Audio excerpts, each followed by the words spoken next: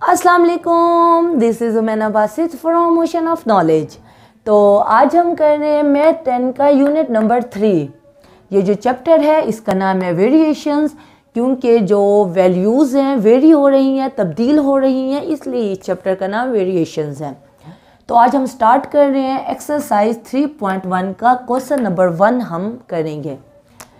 Express as ratio A ratio B, यानी कि हमने जो हमें वो क्वेश्चन देगा उसको हमने एक्सप्रेस करना है, बयान करना है, किस में? रेशियो में, ए रेशियो बी में, ठीक है। एंड एज अ फ्रैक्शन, और दूसरा फ्रैक्शन में भी लिखना है। फ्रैक्शन क्या होती है? पी ओवर क्यू की शक्ल को फ्रैक्शन कहते हैं। In its simplest form, simplest form का यानी कि जब हम बटे में लिखेंगे, फ्रैक्शन में लिखेंगे, तो न्यूमरेटर और डिनोमिनेटर को जितनी कटिंग शटिंग हो सकती है, कट शट करके हमने सिंपलेस्ट फॉर्म में उसको लिख लेना है, ठीक है ना। बात समझिए, हमने इसको जो उसने हमें क्वेश्चन दिया हुआ है इसको फ्रैक्शन में भी लिखना है, कटिंग करके सिंपलेस्ट फॉर्म में फ्रैक्शन में भी लिखना है, और ए रेशियो बी में भी लिखना है, ठीक है ना।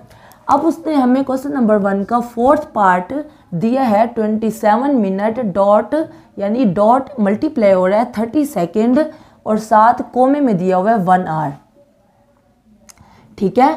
यानी कि जो पहली वैल्यू है वो ये है और दूसरी वैल्यू जो है वो ये है। इसको हमने ए है, ये हमारा बी है। हमने इसको कटिंग करके इसको सिंपलेस्ट फॉर्म में फ्रैक्शन में भी लिखना है और रेशियो में भी लिखना है। तो 27 मिनट 30 सेकेंड, हमें पता है कि एक जो घंटा होता है 1 आवर, उसमें 60 मिनट होते हैं, पता है ना। तो इसी तरह 1 मिनट में, 1 मिनट में हमारे पास 60 सेकंड होते हैं, ऐसे ही है। तो हम, क्योंकि देखें कटिंग हम कब कर सकते होते हैं, मिसाल के तौर पे 5 और 10 जब लिखा हुआ होता है तो हम कटिंग कर देते हैं, 5 1 0 5 5 2 10, और इसको 1/2 लिख लेते हैं। लेकिन कटिंग हम हमेशा तब कर सकते हैं जब दोनों का यूनिट जो हो वो सेम हो। यानी कि मिसाल के तौर पे 5 सेंटीमीटर है तो नीचे 10 सेंटीमीटर हो, यानी कि ये 5 सेंटीमीटर में आ रहा है और 10 भी सेंटीमीटर में आ रहा है। अगर सेम यूनिट यूज़ हो रहा हो तब हम कटिंग कर सकते हैं, अदरवाइज हम कटिंग नहीं कर सकते, ठीक है ना।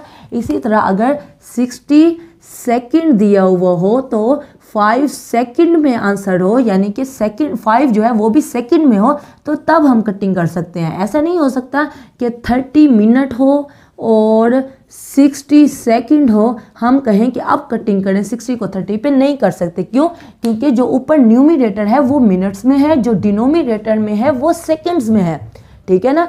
तो इसके लिए हमें कटिंग करने के लिए हमें सेम यूनिट का होना ज़रूरी है।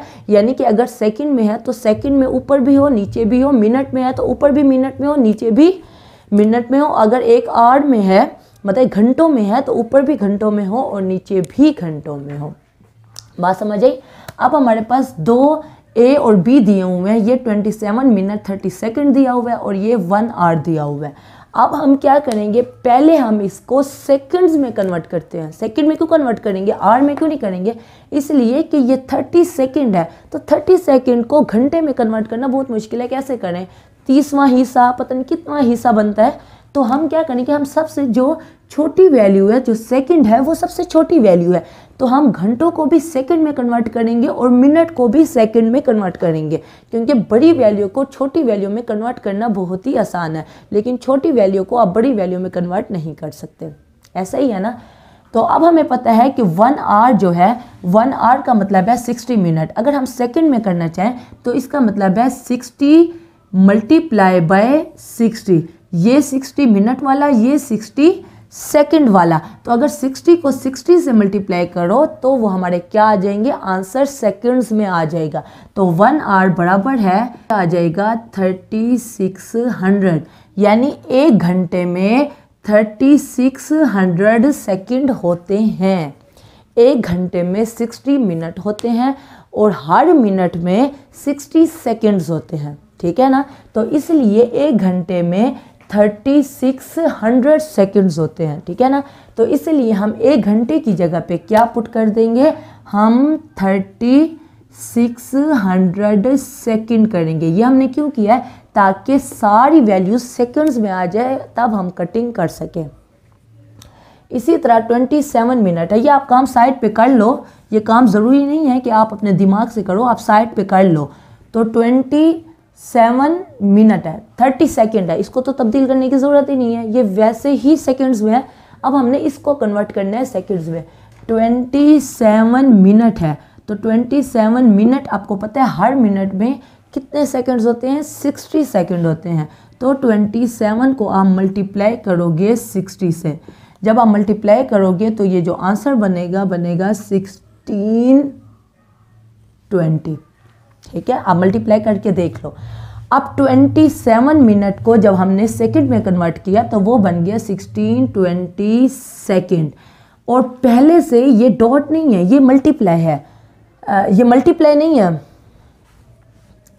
ये मल्टीप्लाई नहीं है, ये 30 सेकंड ऐड हो रहे हैं। ठीक है ना, यानी 27 मिनट और 30 सेकंड। 27 मिनट और 30 सेकंड का क्या मतलब है?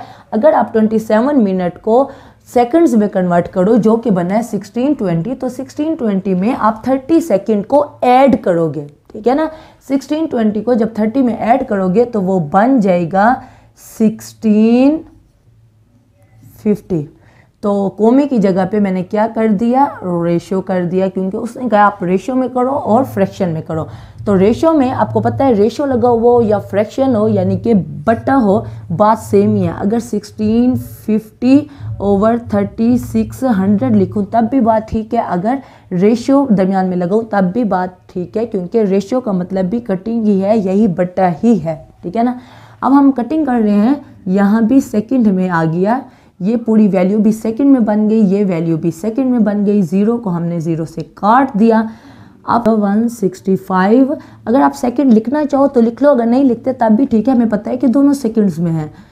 तो रेशो 360। ठीक है ना, अब इसको मज़ीद हम कटिंग करेंगे। हम 15 पे डिवाइड कर देंगे इस वैल्यू को, डिवाइडिंग बाय 15 पे दोनों तरफ डिवाइड किया तो हमारे पास जो वैल्यू बनी वो बनी 11/24। ठीक है ना, आप सेकंड लिखना चाहो तो लिख लो 11 2/24 सेकंड। ठीक है, उसके बाद उसने कहा है कि आपने फ्रैक्शन में भी लिखना है, A/B में। देखें ये A/B में मैंने लिख लिया, A हमारे पास 11 है और B हमारे पास 24 है। तो आप अगर फ्रैक्शन में लिखना चाहो तो इसको लिख लो 11/24। इसके साथ भी सेकंड लगा लो, इसके साथ भी सेकंड लगा लो, ये आपकी अपनी चॉइस है। तो क्वेश्चन नंबर 1 का 4th पार्ट मैंने करवा दिया है। फर्स्ट, सेकंड और थर्ड पार्ट भी बिल्कुल ऐसे ही हैं, आपसे इजीली हो जाएंगे। ओके, अब हम चलते हैं नेक्स्ट पार्ट की तरफ। ओके, अब हम कर रहे हैं क्वेश्चन नंबर 1 के 5th पार्ट को। ये बहुत ही आसान है। 75 डिग्री टू 25 डिग्री दोनों डिग्री में है, तो इसलिए इसको किसी में कन्वर्ट करने की ज़रूरत नहीं है, आराम से कटिंग हो सकती है। तो 75 डिग्री रेशो टू 25 डिग्री, तो हमने क्या किया 25 पे क्या कर दिया, डिवाइड कर दिया दोनों तरफ। तो यहाँ 3 डिग्री बचा और यहाँ 9 डिग्री। फिर इनको 3 पे किया तो यहाँ 1 डिग्री रेशो 3 डिग्री, तो 1/3 लिख सकते हैं। डिग्री डिग्री से ख़त्म हो गया, यानी कि 1/3 फ्रैक्शन में हमने लिख लिया और फिर हमने रेशो में लिख लिया 1/3 A/B में।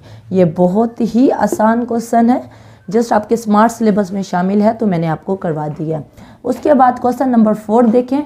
फाइंड वैल्यू ऑफ P, हमने P की वैल्यू फाइंड आउट करनी है। If 2P + 5 ratio 3P + 4 and 3/4 are equal. उसने 2 रेशो दे दिए, ये पहली वैल्यू, फिर रेशो, फिर दूसरी वैल्यू, यहाँ 3 पहली वैल्यू, फिर रेशो, फिर 4 आर इक्वल। उसने कहा ये दोनों जो रेशोज़ हैं वो इक्वल हैं और P की आप वैल्यू फाइंड आउट करो। तो मैंने क्या किया, 2P + 5 रेशो की जगह पे मैंने फ्रैक्शन लगा दिया, फिर नीचे 3P + 4 आ गया। उसने क्वेश्चन में कहा है कि ये इक्वल हैं, तो इक्वल का साइन लगा के 3/4 को 3/4 की शक्ल में लिख लिया। आगे काम बहुत ही आसान है, 4 इधर मल्टीप्लाई हो जाएगा और 3P + 4 पूरा फैक्टर उधर जाके मल्टीप्लाई हो जाएगा। ये नीचे मौजूद है तो बराबर के उस तरफ जाके ऊपर चला जाएगा। उसके बाद 4 जब इधर मल्टीप्लाई हुआ तो 4 को पहले 2p से मल्टीप्लाई किया, फिर 5 से मल्टीप्लाई किया, इसी तरह ये वैल्यू उधर ऊपर चली गई तो 3 को पहले 3p से मल्टीप्लाई किया, फिर 3 को 4 से मल्टीप्लाई किया तो 8p + 20 = 9p + 12 आ गया। ये तमाम वैल्यूज़ इधर लेके आए, 8p - 9p -p हो गया, 12 इधर आया तो -12 हो गया, 20 - 12 + 8 = 0। 8 को उधर लेके गए तो -8 माइनस से कट जाएगा, p की वैल्यू निकल आएगी जो कि 8 है। इस तरह क्वेश्चन नंबर 5 भी बिल्कुल क्वेश्चन नंबर 4 की तरह है। उसमें हमने किसकी वैल्यू निकालनी है, x की वैल्यू निकालनी है। यहाँ p की वैल्यू निकालनी थी और दो रेशो बराबर हैं तो इसी तरह उसने यहाँ भी दो रेशो दे दिए हैं जो कि बराबर हैं और हमने x की वैल्यू को निकालना है। तो इसमें भी बिल्कुल यही काम करेंगे, दोनों को इक्वल कर देंगे। 5 इधर मल्टीप्लाई हो जाएगा, 6 + 4x उधर 2 के साथ मल्टीप्लाई हो जाएगा, प्लस माइनस करने के बाद 7x = यहाँ 3 4 5 स्टेप मैंने छोड़ दिए हैं, 7x = 7 आ गया। 7 यहाँ मल्टीप्लाई हो रहा है, उधर जाके डिवाइड होगा तो x की वैल्यू 1 आ जाएगी। ये क्वेश्चन नंबर 5 का आंसर है। तो अब हम चलते हैं नेक्स्ट क्वेश्चन की तरफ। अब हम कर रहे हैं question number 7। If 10 is added in each number of ratio 4:13 we get new ratio 1:2 what number. तो हमने नंबर्स को फाइंड आउट करना है। उसने कहा है कि जो नंबर्स की जो रेशो है, दो नंबर्स की जो रेशो है वो 4:13 है। अगर वो नंबर x है तो x को 4 से भी मल्टीप्लाई कर देंगे। लेट नंबर्स भी, हमारे जो नंबर्स बनेंगे वो क्या बनेंगे, 4x/13x, क्योंकि उसने खुद ही कहा है कि ये जो हमारे पास दो नंबर्स की जो रेशो है वो 4:13 है। उनका जो प्रोपोर्शन बन रहा है, रेशो बन रही है, वो 4 और 13 का फासला बन रहा है। तो हमने नंबर x को मल्टीप्लाई कर दिया 4 से भी और 13 से भी। हमारे पास दो नंबर आ गए हैं, पहला 4x और दूसरा 13x। ठीक है, उसके बाद वो कह रहा है if 10 is added in each number of ratio, क्योंकि रेशो उसने कह दी थी 4:13 है। अब इसमें क्या होगा, 10 ऐड होगा। जब दोनों में 10 ऐड होगा तो जो न्यू रेशो बनेगी वो 1:2 बनेगी। ठीक है, according to given condition 4x और 13x मौजूद है। 4x में 10 ऐड कर देंगे और 13x में भी 10 ऐड कर देंगे। जो नई रेशो बनेगी वो 1:2 है, तो 1/2 मैंने लिख लिया। उसके बाद 2 यहाँ मल्टीप्लाई हो जाएगा, 13x + 10 बराबर के इस तरफ ऊपर चला जाएगा।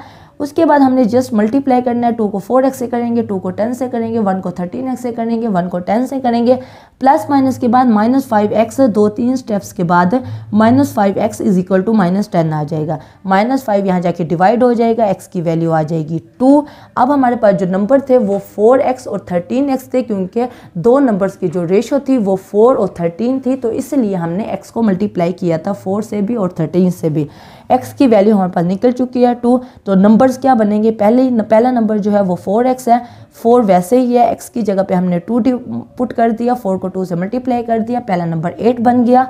दूसरा नंबर हमारे पास 13x है, तो 13 को वैसे ही रहने दिया, x की जगह पे 2 पुट कर दिया, 13 को 2 से मल्टीप्लाई किया, दूसरा नंबर 26 आ गया। और ये हमारे दो नंबर हैं जिनकी जो रेशो थी वो 4:13 थी।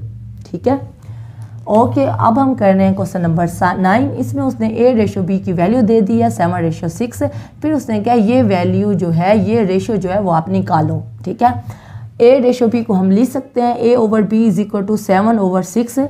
ये हमने इक्वल करके इसको 1 का नाम दे देते हैं। उसके बाद हमने इसकी वैल्यू फाइंड आउट करनी है, 3a + 5b ratio 7b - 5a। Ratio की जगह पे हमने फ्रैक्शन पे लिख दिया। उसके बाद हमने दोनों तरफ क्या कर दिया, डिवाइड कर दिया। यहाँ आप लिखना चाहो तो लिख दो डिवाइडिंग बाय b।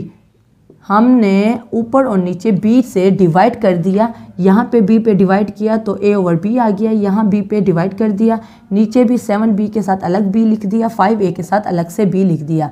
ये b कट गया, ये b भी कट गया, तो 3 बाहर आ गया। a और b को हमने ब्रैकेट में लिख लिया, ये b कट गया, +5 आ गया, ये b भी कट गया, ये 7 आ गया, फिर -5 को हमने बाहर लिख दिया, a और b को अलग ब्रैकेट में लिख लिया। बाय 1 a और b की वैल्यू हमें पता है कि वो 1 जिसको हमने 1 नाम दिया था 7/6 के इक्वल है a/b की वैल्यू।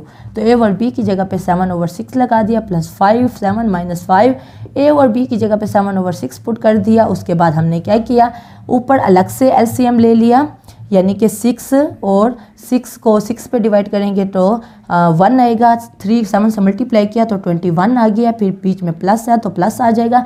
6 को 1 पे डिवाइड करेंगे क्योंकि डिनोमिनेटर में कुछ नहीं है तो 1 है, तो 6 आ जाएगा। 6 को 5 से मल्टीप्लाई कर देंगे तो 30 आ जाएगा। पता नहीं आपको नज़र भी आ रहा है या नहीं आ रहा। तो बस हमने जस्ट डिवाइड करना है, ये इसको देखने की इतनी ज़रूरत नहीं है। हमने ऊपर भी एलसीएम ले लिया, नीचे भी एलसीएम ले लिया, तो नीचे जो 6 है ये 6 से कट जाएगा। ऊपर क्या 21 प्लस 30 51 बन जाएगा।